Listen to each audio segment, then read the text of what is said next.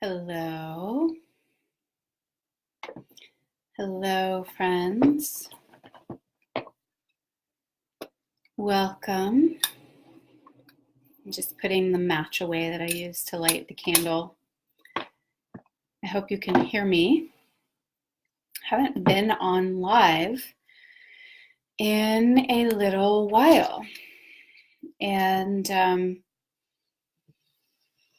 say honestly, I've talked about this on lives before where I have literally like a 3-page document with different ideas of things that I want to talk and teach and write about.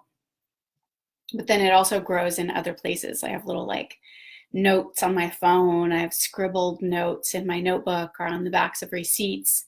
And then I use my calendar.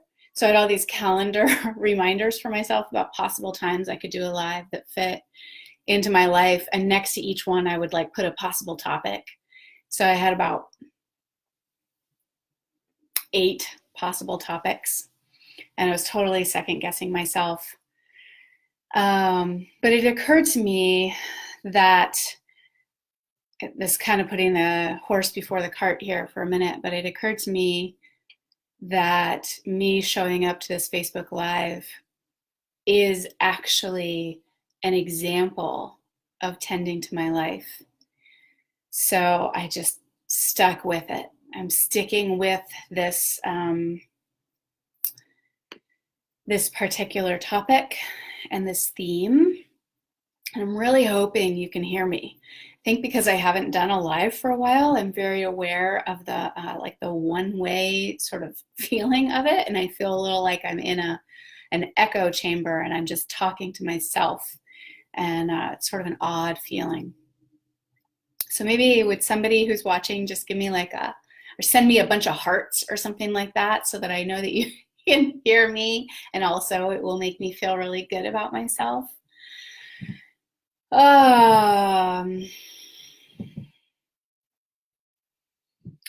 So I was teaching. So somebody sent me a heart. Okay, woohoo! You can hear me. I'm so excited. It really does too. I think there's studies now about this, right? Like all the oxytocin that gets released when you get likes and hearts on your posts. So I just got all that awesome oxytocin. I'm gonna ride that high. I was teaching all last weekend. I had almost 20 women down in Berkeley, and it was a women's retreat called Sacred Sovereignty.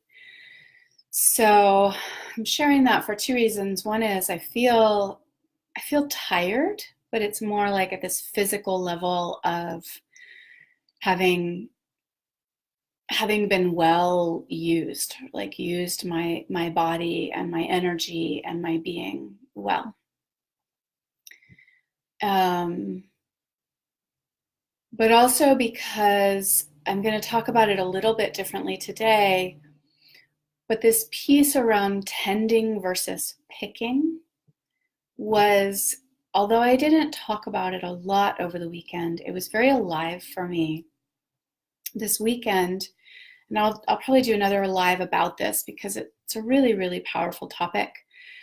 But the theme for last weekend's Sacred Sovereignty, because they're always different. I have sort of, they're always different themes, even though there's a thread, right? A thread of sacred sovereignty, and this idea of the untamed woman runs through all of them.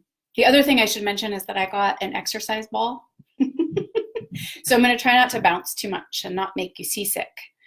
But that's what's happening if you see me start to do this, is that this is my new chair. So the theme for last weekend's Sacred Sovereignty was the body as the teacher. And little side note here, please share any responses, any shares, any questions, any reflections as we go along. I always love getting to have it be a little bit more of a dialogue, even though I'm the only one that gets to talk. Would super love that. So please bring it, and I'd love to make this a dialogue. or a more of a community conversation. So the theme for last weekend was the body is the teacher. And then from that, there was this little like side note for myself, which had to do with how do we tend our bodies?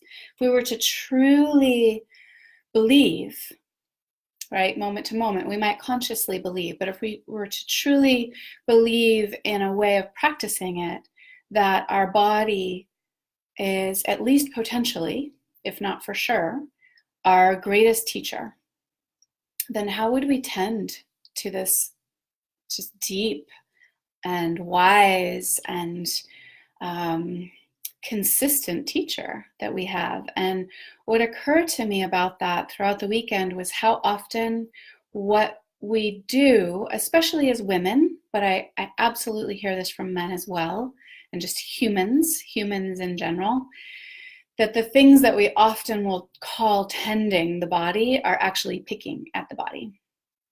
And so, we could tend to the body by feeding it really nutritious food and preparing that food in a sort of conscious way and sitting down and eating it. This could be attending, or it could be like, oh yeah, well, I should definitely eat more salad because I know that's good for me, and want about, such and such diet. And that's more picking. It might all be true.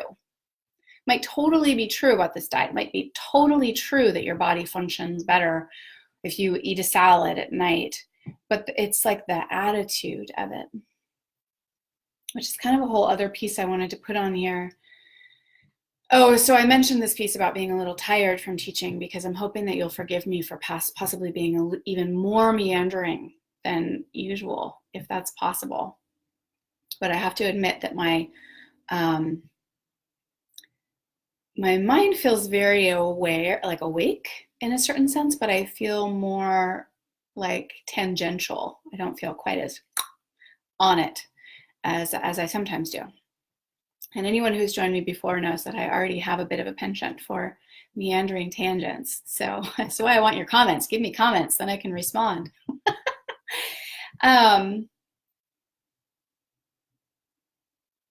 So I'm going to actually, before I move on to this piece of cultivating kind of the feeling or the energy behind something, I want to talk a little bit more about tending versus picking. And my guess is, and again, I would actually love to hear if you have examples from your life, because my guess is that most of you, even if we forget in the moment, that most of you actually have had or have experiences of this difference, like what it is to show up. And we'll talk about maybe your life rather than your body, because that's what I'm talking about here.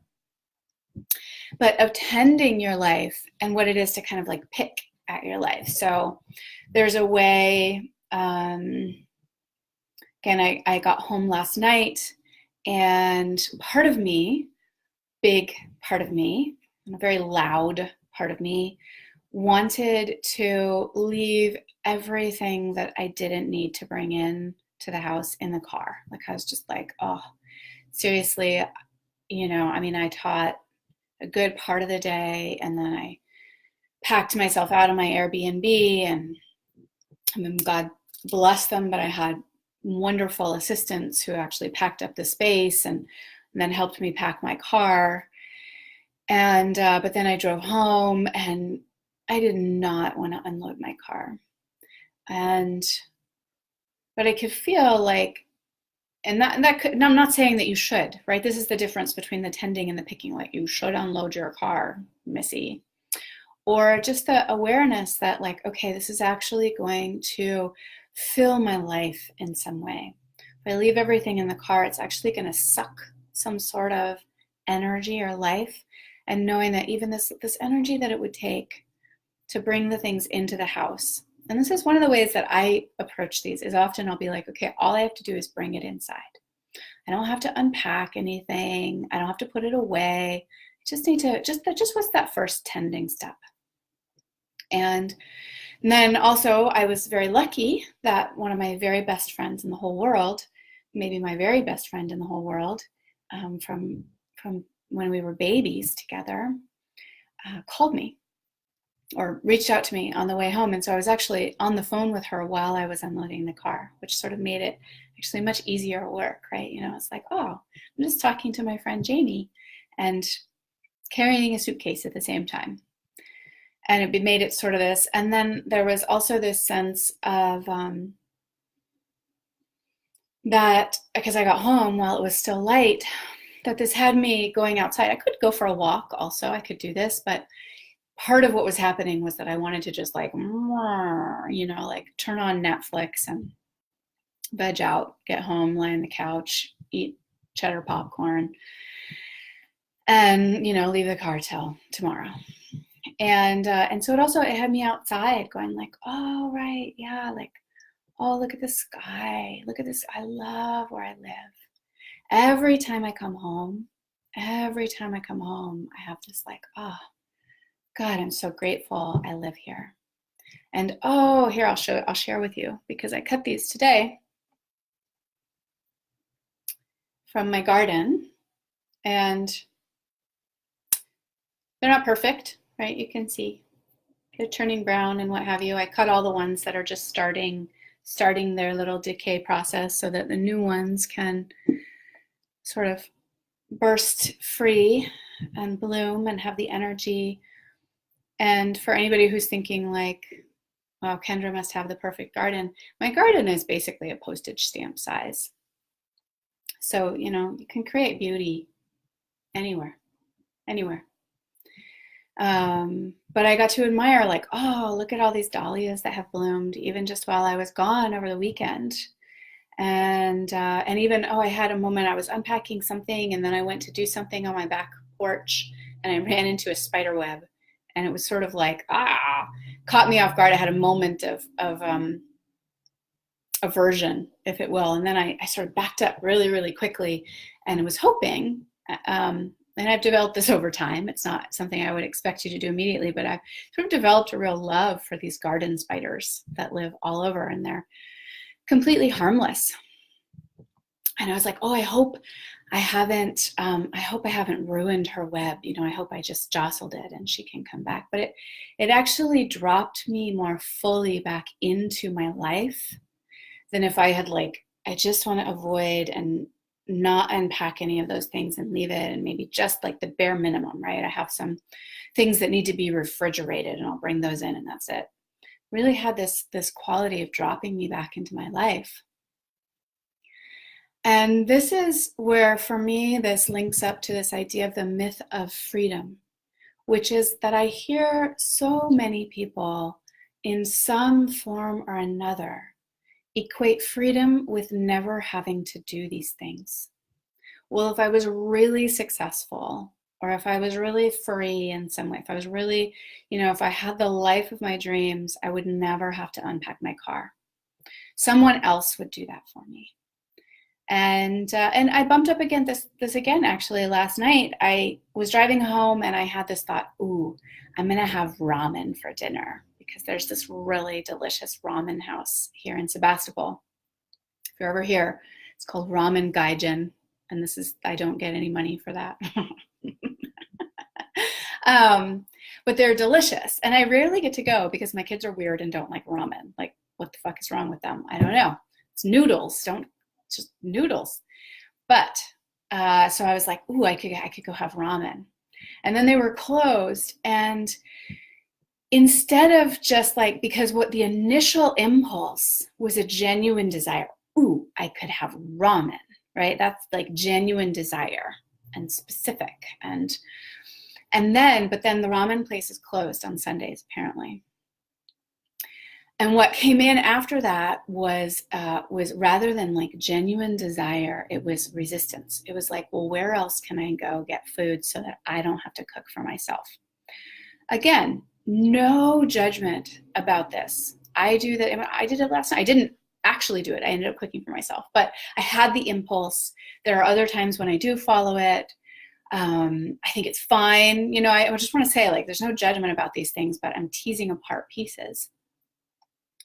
So back to this idea of the myth of freedom, and where I hear also if I was really successful, if I really had the life of my dreams, I'd have a live-in chef.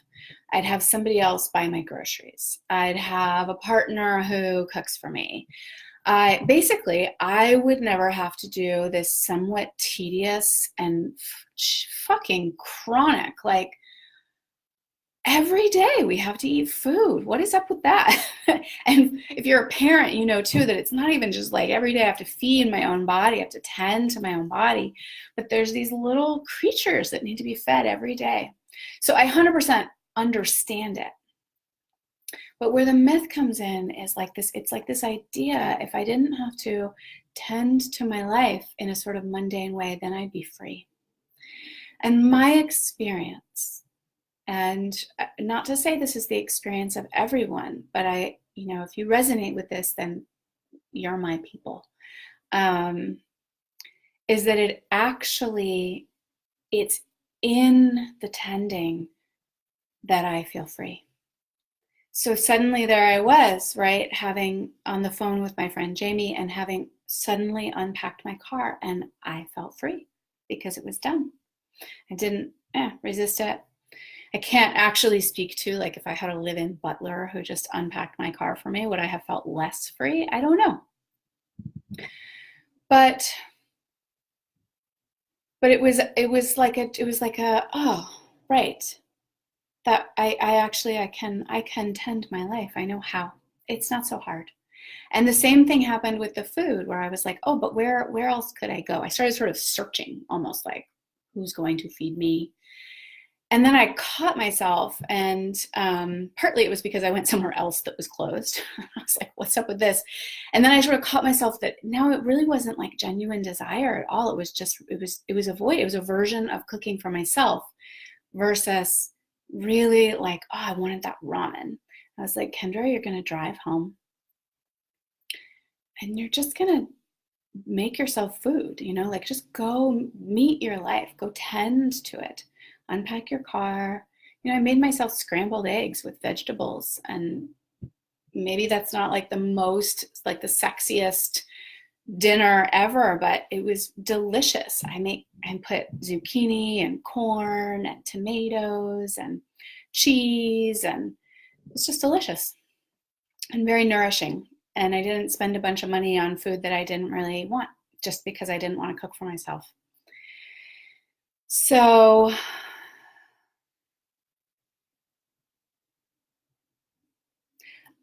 there is a way that I want to reiterate this. I could give example after example. Again, I'd love to hear from you, like, these ways that this shows up. But so many times where I get this sense from people, it's sort of like, if I was really successful, if I had true freedom, which we don't always use those words, but we say, like, well, in the life of my dreams, da da da da, I'd never have to clean my own house, or I'd never have to, and it's always some kind of mundane task.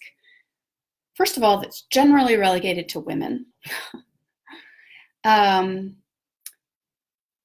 that in my experience of life, not my idea or kind of anywhere this is taught to us, but my experience of life, that is something that is just a mundane piece of living life.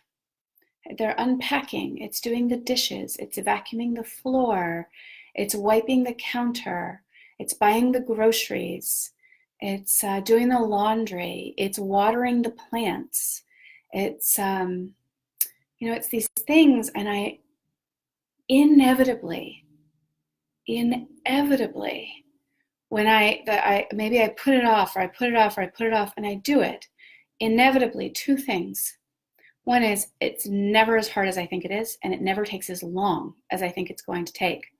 And number two is, inevitably, like, way more energy is freed than I'm always shocked. I'm like, all I did was water the plants, and suddenly I feel creative again. And actually, I know what to write to my, this email I need to write, or inevitably, there's just like this actual freedom. What I would call true freedom is created from meeting our life in this way, from this tending. And oh, thank you, Christine. Oh, I see a comment up here too. I'll come to you in just a minute, Courtney.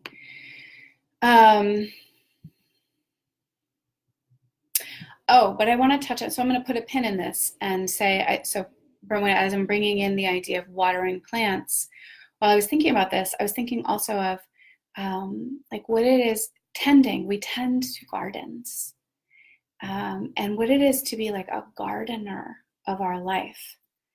And so I'll come back to that. I think actually I have to go back and look, but I'm pretty sure that Dr. Clarissa Pinkola Estes, many, many years ago, either wrote or created an audio piece called The Faithful Gardener. So this is not like, I don't know what it's about because I actually have not read it or listened to it. But I think this is not a new idea.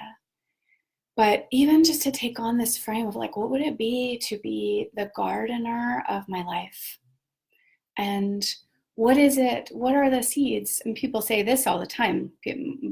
All kinds of business and success coaches, and I'm not demeaning them at all. But like we like to use the metaphor of what seeds am I planting, but nobody talks about what am I composting, and what is the cover crop that I'm just going to cut down and then turn under, or what kind of manure, right? Like what's the shit that needs to be put on that will really create the ripest, the most beautiful flowers, or the juiciest tomatoes. When is really the right harvest time versus when things are not quite ripe, or the way that it takes tending, that there is weeding that needs to be done damn near daily, and that there is watering that needs to be done damn near daily, and that there are these mundane tasks of gardening. If we're truly gardening our lives, tending to our lives in this way, they are going to be, there's going to be the really exciting moments when we pick the juicy tomatoes, or we get bags and bags of lemon cucumbers, or it's actually time to pull that carrot out. Like that's super exciting. Planting the seeds, super exciting. Everything in between, not so exciting. That's life, right? If you were just to hire someone to do everything in between, again, I can't say 100% that this is true for everybody, but for me, picking those tomatoes or cutting these flowers would not actually have the same kind of nourishment as when I am the one who tends on a more regular basis. Does that mean I can't share that job with somebody, or that it's not really helpful if somebody helps me with it, or if somebody comes and does it for me while I'm away traveling? Of course, no. Of course, it's not about solo. I have to do it all alone. But it's about acknowledging that this boring, mundane middle work is part of what makes the planting of the seeds and the harvesting of what's ripe and blooming. It's what makes it actually so nourishing. I'm going to pause.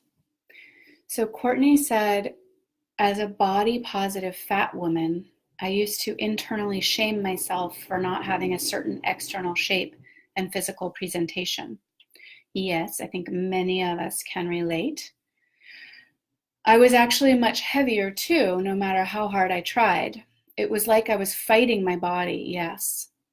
Punishing my body for not being something else. It wasn't until I decided to nurture and love myself where I was that my habits organically changed. This is such a beautiful share. Thank you so much, Courtney. It's beautiful. That your habits organically changed along with your internal relationship towards my body, and a lot of weight fell off naturally. I'm still fat, but I genuinely love myself and tend to myself with love instead of pain now. And I've never been physically healthier because of it. Oh, I just got chills. Actually, let's see, I'll come back to it in a minute. Definitely an example of how picking versus tending changed my life and relationship with myself. Oh God, this is just like so beautiful. And first of all, I want to say I love that you said I'm still fat. So incredibly rare to hear any human, but especially a woman, not say like a sort of I'm still fat, but it's on its way, or like that's sort of the negative before the positive, but just say like I'm a fat human. That we have there's basically no current cultural context for fat as anything other than negative. And so I'm just like, I feel I feel giddy with your willingness to share this, so thank you. And yeah, it's sort of, I could go on this whole tangent about the body, but I just love this as an example of the tending. And it actually, this is this perfect bridge into cultivating the feeling versus just the actions. And I'll also say, and maybe you're already totally aware of this, Courtney, but I'll say it for everybody, even if you already know. But again, Dr. Estes speaks about this. She speaks about it in Women Who Run with the Wolves many times, but very specifically in a chapter entitled The Joyous Body. She also speaks about it at length in some audio series that she does, and in particular, one that is titled The Joyous Body. And she really speaks about this specifically around the body. It's not so much the tending piece that she's talking about, but this way of really cutting at the heart of our cultural ideas of brown beauty in terms of shape and size and weight and height and color and hair type, and and this sense of like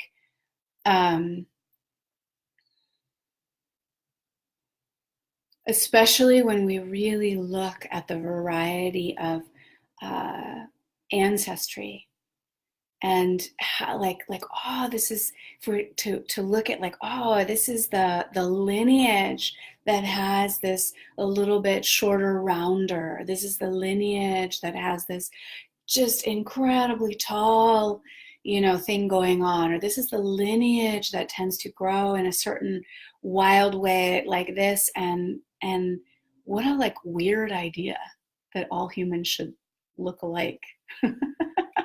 It's really, so I recommend that highly to anyone. They're certainly not just for women. These are deep and extraordinary teachings. Thank you so much, Courtney. Let's see. Lisa said, I feel this wholeheartedly. I once set a daily reminder for myself to, quote unquote, actively participate in my life, to help me remember to consciously complete the mundane things which I found create space for creation. Oh, I love that. Actively participate in my life. Oh, okay, so this reminded me from Courtney's, and then I'll come down to these other comments. But I was thinking again to go back to this idea of like, I could have said like, well, Kendra, you should unpack the car, and that's like, that's what like a good person would do, or you have so much to do tomorrow and you're gonna regret it later. And again, all those things might be true, but to underneath, and this is, so I want to bring this in and see if I can somehow speak to it in a nuanced enough way.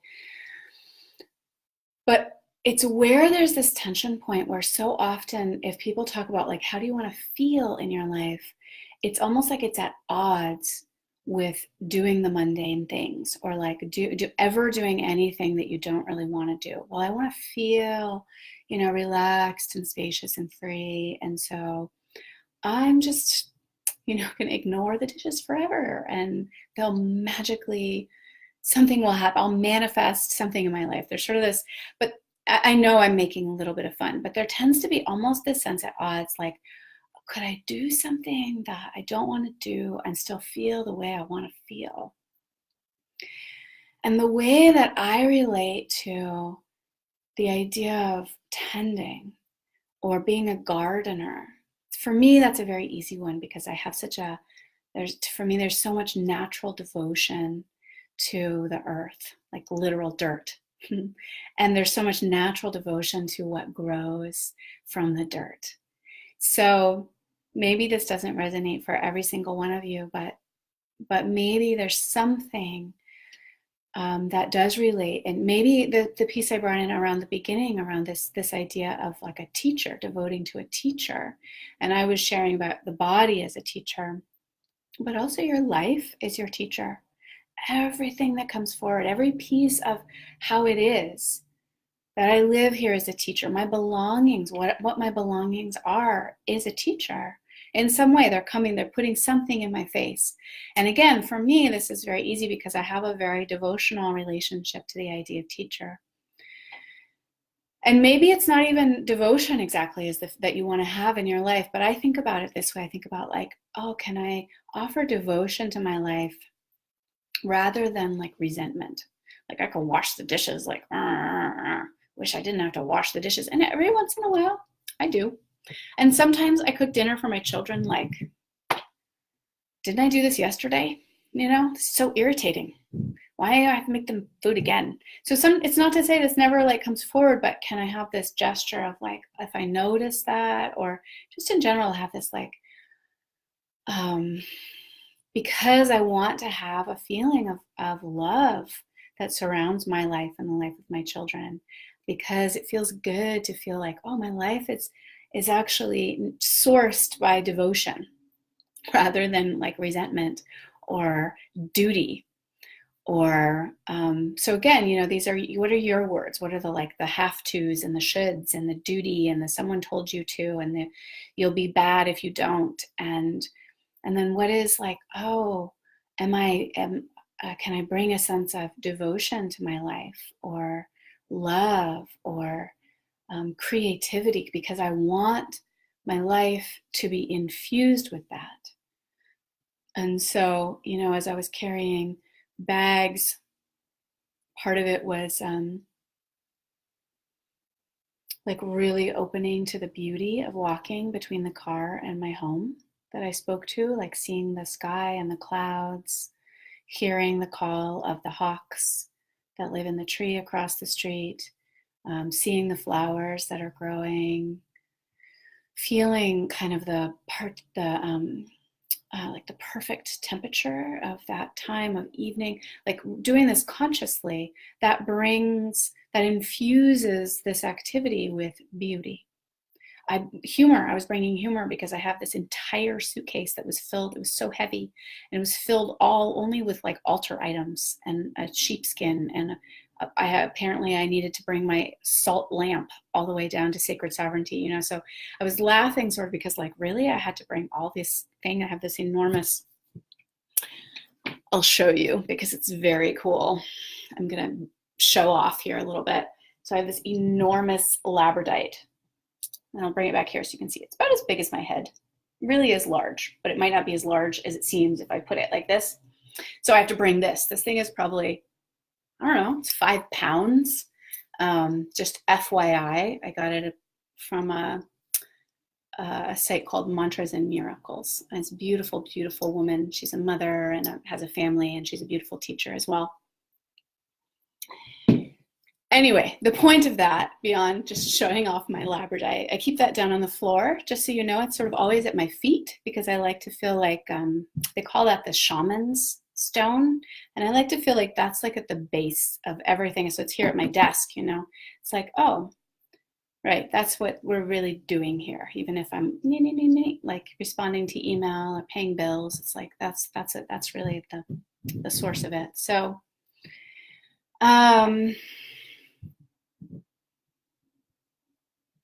oh, humor, because I was lugging this heavy suitcase filled with like rocks and things, you know. So it's like, oh, I want to have humor in my life, like bring that into the space of this. So I'm gonna you know, work towards kind of completing here, and I'm gonna check in on a couple comments, and then I had all these little notes I wrote down around like opportunities for potential tending or picking, depending on, you know, it's like the choice is yours. So I'm not 100% sure. I think I got this comment from Dawn, but it doesn't totally make sense to me, so I'm not sure. maybe that was just like a butt dial or something like that. But oh, Courtney, I love that. So fat.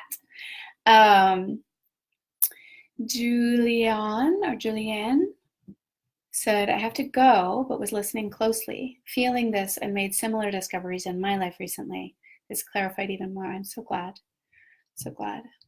And then Christine said, I see the metaphor, oops, but I've got something like, I imagine this is sort of a quote inside your head. I am not a gardener. I feel more like a hunter and gatherer, and love the act of contemplating nature organically, letting unfold the composting and planting of the seeds. Yes. There is, I think I think I hear inside this partly as like a share of just the way it occurs for you, but also almost a place where you could imagine you have a tension point, like, no, nature unfolds naturally and perfectly. And so, as should my life, and there's no tending required. And I wonder if that's true, like you experience a little bit of a tension point there. I guess what I would say is like in the forest, I think it can look like that, especially with plants, right? It's like the redwood tree grows and then it falls and then the other redwoods grow from the one that fell and like the plants, it's all nobody's, but actually it's the symphony of maybe not the redwood, but so many other seeds. The only reason that they propagate with the kind of health and vitality they do is if this bird comes, and this is attending. So, again, it might not be in that plant, that thing, but this bird has to come because it's only when it eats that berry and then it flies, 10 miles away and then it poops. That's amazing. That's literal, the broader cosmos, if you will, of planet Earth tending to itself, keeping this as it is. And certainly animals, I mean, beavers don't sit around and go like, well, my my beaver den will just organically arise. They tend it. Not only do they make it, but then they tend. I mean, they tend. It's like busy as a beaver. This is a thing we say. But everywhere you look in nature, this is there, and we are of nature. And I believe that without a shadow of a doubt. So I hope I may have put words in your mouth and projected a bit. So I hope it was beneficial to you or to somebody else. And I'm certainly not arguing with you, although I suppose it would be okay if we were arguing. And then Christine also said to remember in those cases of duty, Jean Houston, I remember her, telling that when she has to write, yes, she brings the part that likes to cook to her part that has to write to make writing delicious. That is a really beautiful metaphor. Yes. Oh, Karen, it's beautiful that you're here. I love this. A life sourced by devotion. Yes. And what I to me is important about this is rather than like my life has to look a certain way for it to be devotional, it's like literally I can do that in everything that I do. I don't have to. This isn't one of those like, and every single moment of every single day should look like a prayer. It can. I don't know. I'm a little loopy, so please forgive me. I'm really not trying to be condescending in any way, but I just think it can shift how I do wipe down the table. It can shift how I straighten like all the shoes we apparently have in this house. I don't know how 3 people have so many shoes. It can shift. Yeah, it can just shift so many things. These are some of the examples actually so I sort of mentioned this idea of like me showing up for this video is me tending my life, because this is important to me, this ongoing cultivation of this relationship. And then, sometimes like I have very good reason why I don't show up, but then that time sort of expands and then I don't really know why to show up or how to show up. And so for me, it was really the sense like, oh, I'm just going to show up. That's attending. I have this, well, maybe I'll post a picture in the comments, but I have this little small table, maybe like 1.5 by 1.5 square, that's on the corner of the landing in my house. And it's the nature table for me and my family, and it's seasonal, or the seasonal table. So I let them just sort of put things from nature on it too, although I resist that. I'm like, I want it perfect. And they're like, let me put this on the nature table, this weird thing or that weird thing or something. And so I say, yes, go right ahead. And then sometimes a little while goes by, right? Spring is kind of moved into summer before I really update into summer. Or summer has gotten a little far into fall, but at some point always I go, okay. And I find the box that's the next season and I take all those things out and then I put in the past season. And it's like, this is a way that I tend to my house. I tend to my life. I tend to my family, you know, that I don't even, like my kids, probably if I said it to them, they would say, oh, we don't care, or who knows, or, you know, it was sort of a thing. But I know that this is attending. It's a gentle way that every day we walk past this and we see like, oh, look, it's summertime. It's covered in shells and rocks that we have found over the years. It's, you know, like ocean blue and sunshine yellow because it's summertime. And then it will move into these rich autumn colors, and all the shells will go, and some, you know, dried corn will come. And this is like a way of tending. This lighting of the candle that I did before I started, this is like, is it really so different if I do a live without a candle and with a candle? Probably not. Very gentle tending. No, you know, I'm going to make it sacred. I'm just going to tend to it.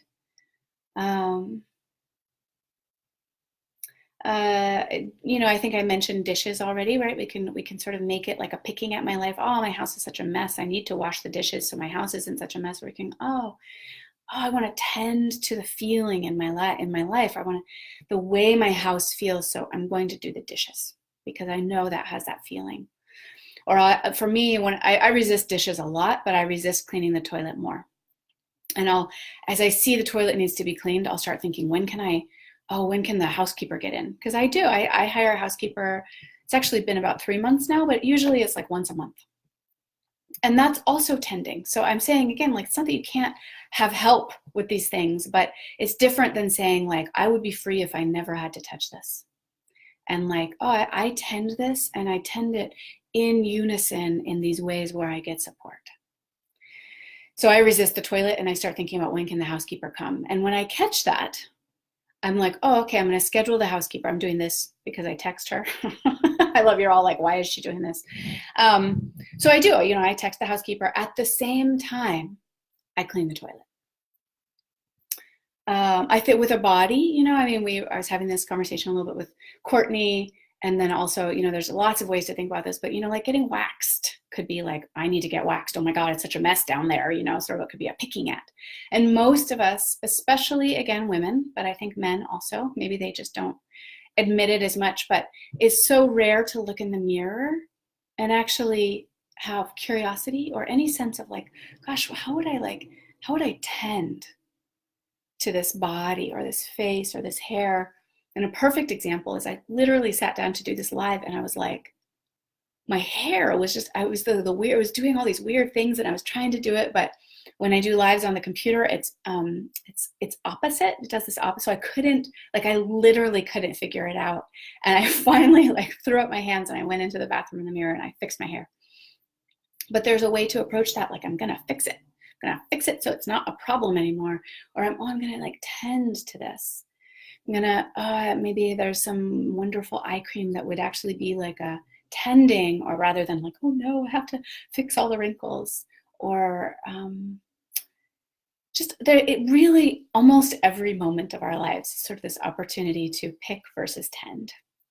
And so notice when you come to the mirror, especially, notice whether your first impulse is to look for what's wrong and how to fix it, like to sort of pick, right? Whether you actually pick or it's just a mental picking, whether you're picking apart the way you look, or there's a sense it, you know, and then often we want to shift all the way to like, I just am going to look in the mirror, I'm just going to affirm myself, I'm only going to say nice things.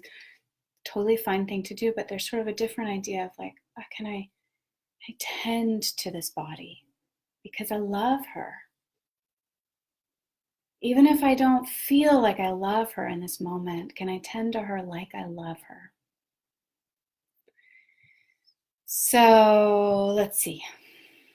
I never quite know where some of the comments come in the moment. So it sounds like you've got something powerful, Courtney, and I love that I made you laugh, Melissa. I like thinking I'm somewhat funny. Sari said, I almost evacuated the fire. I was looking at that. I was thinking of you actually, Sari, when I saw the map the other night, how close it is to Reading. And I just, like, my heart just broke for everyone in that area, knowing that just last October, I felt so close to that. So anyway, my heart really goes out to all of you. And then this is hilarious.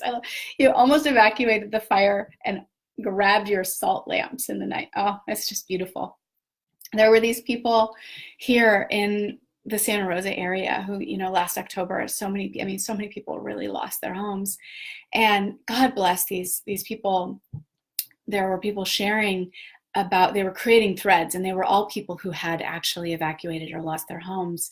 And it was like part of their way of bringing some humor, to their life that was so hard right then. Was they would have Facebook threads about like, what was the silliest thing that you grabbed, and what was the thing you can't believe you forgot and is now lost forever, and they were in hysterics thinking about it,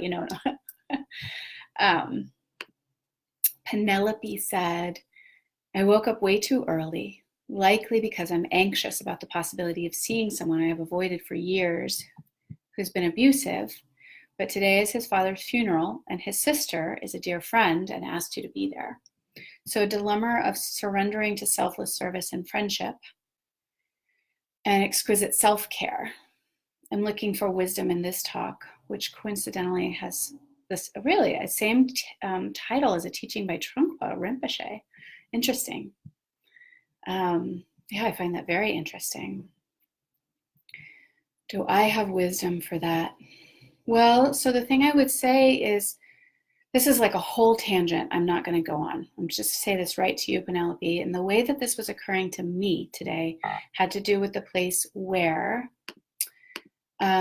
like self-care and devoting to my children can seem like they're at odds.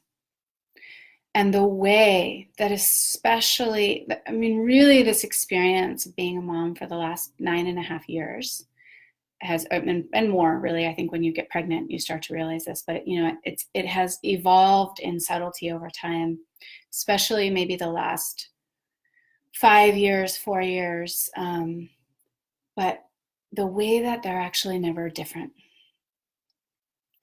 And that this act of like laying my life in front, like as literally an act of devotion to my children, is the same as self-care, and that self-care is the same as this act of devoting to my children. And I have taken on as an inquiry, like anytime they seem like they're at odds, just the question being like, well, what if they weren't at odds?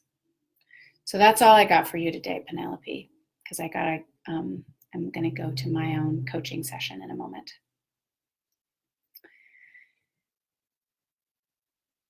I love that. You're using me as a random oracle. Yes. Well, you got a little reply and you'll just see what came out of my, I love that you use the word oracle. We actually, did a whole practice around using the body as an oracle over the weekend. And it was like so divine. Quite proud of it, actually. Oh, thank you, Sari. I'm like radiant and dewy. And Sari, last comment that I'm going to read here, and then I'm going to sign off for now. But I used to be a picker, and me too. First, let me just say, like 100%. And I'll say, even before I go like farther on here, I kind of miss it. Like there's the part that obviously doesn't want to have skin blemishes because I want to look good. And then there's the part that wants the healthy of not having blemishes. And then there's the part that misses it because I love the feeling of picking. So this is the moment. It happens every single live where I admit something that I'm like, I can't believe I just said that live. my own little confessional, but that's true. As a teenager and well into my 20s, and I kind of miss it. I definitely miss it. It's just that I also have other feelings. So Sari said, after many years of hurting my skin, I finally went for inquiring into it and healing it. What I discovered is that the picking was a self-soothing habit. Yes. So it was kind of tending to me. Yes. I'm like having a hallelujah moment. Like, yes, I get it. And then once you're aware, you could choose something that felt better. Yes, that's so beautiful. So I love. I see there's some other comments are coming in. I feel so grateful that you're here and that you're sharing, and just love it. And I totally want to stay and look, but I'm going to be late for my coach if I do. And And so I'm going to tend to my life by signing off and saying thank you from the bottom of my heart. I so love these conversations. So maybe I thank myself for showing up when I wasn't sure like what the heck to do. And I thank you for showing up and joining me in sometimes the kind of unknown and meandering conversation. And I love you.